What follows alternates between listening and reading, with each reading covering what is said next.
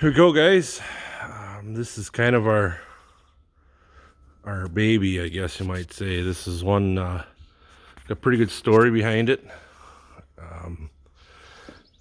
Been a couple videos on it of us using it. It was originally purchased by the local U.S. Bell from Greenburgs here locally, and they used it to knife cable for many years.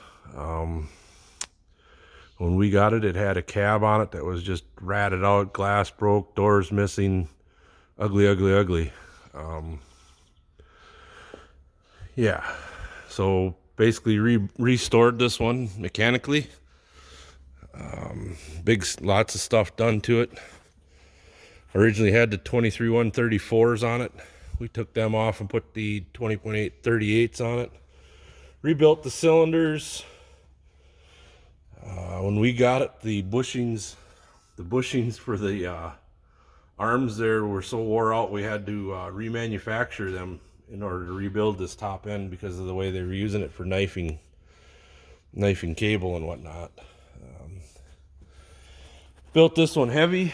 We got the heavy outside dual. God dang it, shakes today. Dual hubs. The cast inner wheels. Put the canopy on it. Four-wheel drive works awesome. Have not put new tires on the four-wheel drive yet. We did this exhaust to get rid of the underside exhaust. This is basically copied after the white. And then when we rebuilt this motor, the motor that was originally in it was iffy at best. When we rebuilt this motor, we built it to turbo specs, non-turbo. So this one on the dyno, if I remember right, was running about 212. It does have the piston cooling jets in the block, and then in order to save our oil pan and whatnot, we decided to change the exhaust out on it and make it go over the top instead of underneath. We've never really worked the snot out of it much. It'll pull our 30-foot disc like it ain't even there, and then our 7 bottom plow. There's a couple little snippet videos of that on my YouTube channel. Yeah, pretty nice old girl. She fires right up usually. This has I remember somebody saying something about the extensions on it. I put these extensions on them. Originally, the manufacturer made these extensions, but the original ones are like hen's teeth trying to find. A company that I know remade them, and then I put a set of extensions on this just for looks. I got one weight hanging on that one, but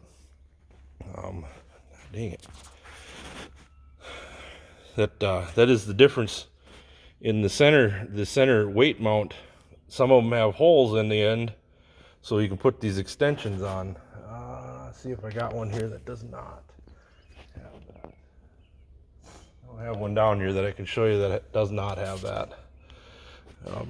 But yeah, well, most of them didn't have the holes in it for the extensions on it. You can hang 6 more weights on the front of this thing than you can on a normal one. Yeah, pretty nice old girl. We had this one built up in a couple different configurations at one time. We had it when we had the 23-134s on it. We had fuel tank fenders and no canopy on it. But ultimately, this is what we wanted to do with this one, and now she's got her done. We got her done.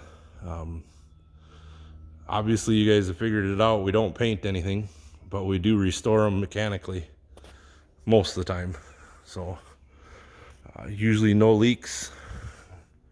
Usually, knock on wood, at least for the time being. And then get everything mechanically sound on it.